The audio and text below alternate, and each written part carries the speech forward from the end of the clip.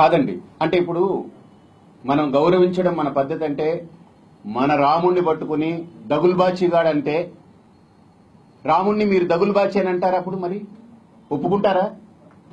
రాముణ్ణి దగులుబాచి అన్న వాళ్ళని మేము గారు అని అంటాము, గౌరవిస్తామని అంటే నేనేం మాట్లాడగలను చెప్పండి? మన అమ్మని కాదు కదా, ఒక్క మాట, మన తల్లినో మన తండ్రినో వెధవాని తిట్టాడు, లేకపోతే ఒక వ్యభిచారి అన్నాడు, లేకపోతే మీ నాన్న పనికి మాలిన వాడు అన్నారు, ఆ వ్యక్తిని నేను గారని గౌరవిస్తాను అని అంటే నేను మీతో మాట్లాడటం చాలా ఇబ్బందికరంగా అనిపిస్తుంది.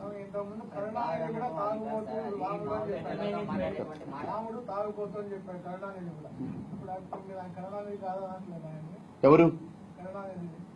కరుణానిధిని కూడా ఖండిస్తున్నాం, కరుణానిధిని కూడా ఖండిస్తాం. ప్రత్యేకించి ఇప్పుడు తెలుగునాట నేను నా యొక్క ప్రయాణం సాగుతూ ఉంది, అక్కడికి వెళ్తాము, దాన్ని ఖండిస్తాం, దేన్ని ఊరుకునేది లేదు. మీరు అడిగిన ప్రశ్నకి సమాధానం చెప్తాం.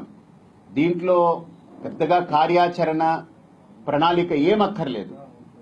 నా మనసు గాయపరిచాడు, కోట్లాది మంది హృదయాలు గాయపడ్డాయి, ఖచ్చితంగా మేమందరం రోడ్డు ఎక్కుతాం.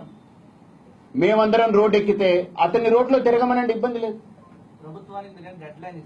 ఖచ్చితంగా మాకు రేపటిలోగా ప్రభుత్వం స్పందించకపోతే మేము రేపటి నుంచి రోడ్డు ఎక్కే ప్రయత్నాలు మొదలు పెడతాం.